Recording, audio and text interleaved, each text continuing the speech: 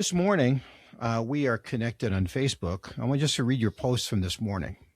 It kind of tells a little bit about Bill Palanuk and his life. Stop smoking, stop chewing, stop drinking, start counseling, have a stroke, fall backwards off a stage, discovering and repairing a hole in one's heart, more counseling, altered friendships, 8 different meds, maintain a TV show and 2 radio programs, upcoming shoulder replacement. Good luck with that. It gets to be a lot, Jeff. Was I looking for sympathy? Not really, but kind of, because when you post something like that, maybe you're feeling a little bit sorry for yourself, and you've had a rough night of no sleep. You have an interview coming up that afternoon that you're nervous about. You rely on your people, your fan base, if you will, your friends, to lift you back up. I'm not saying I was intentionally looking for sympathy by making that post, but I just needed a little boost this morning. And that's all true. Yeah, I quit smoking at an Aerosmith concert in, I think it was 2017, something like that. And I was also smoking and chewing tobacco. I chewed tobacco since I was a youngster. I quit that.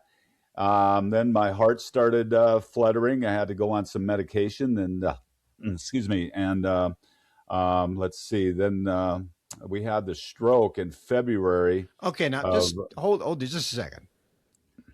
I'm going to go a little slower on this. You quit smoking and you quit chewing, and then your heart gives you trouble. I thought it would be the opposite. I thought your heart would say, "Oh, thanks, no more nicotine. We're good now." Well, the big picture, Jeff, is eventually they found that I had a hole in my heart. And when you quit things like drinking, smoking, chewing tobacco, it alters your stress level and how you deal with stress, how your body physically deals with stress. And so that's kind of what one thing led to another. So yeah, we quit drinking, and then I'll get to there. But first, okay. Now the smoking. A lot of people will say, yeah. I know I shouldn't smoke. I know I shouldn't chew.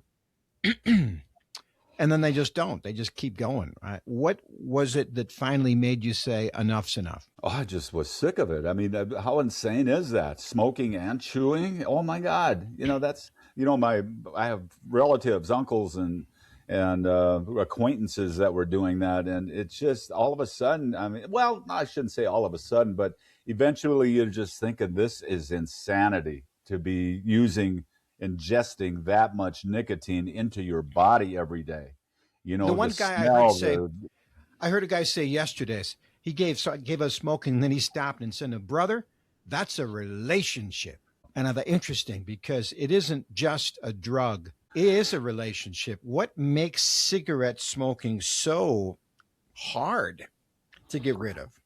Well, it's your go-to stress reliever. It's your go-to. It calms your nerves. I would think I'd spent so long. I don't know, but to quit, I just woke up that morning and I said, today I'm going to quit. I'm not going to say I quit, but I'm going to consider myself a non-smoker. And it was not easy, but I got through it, and I haven't had a cigarette since.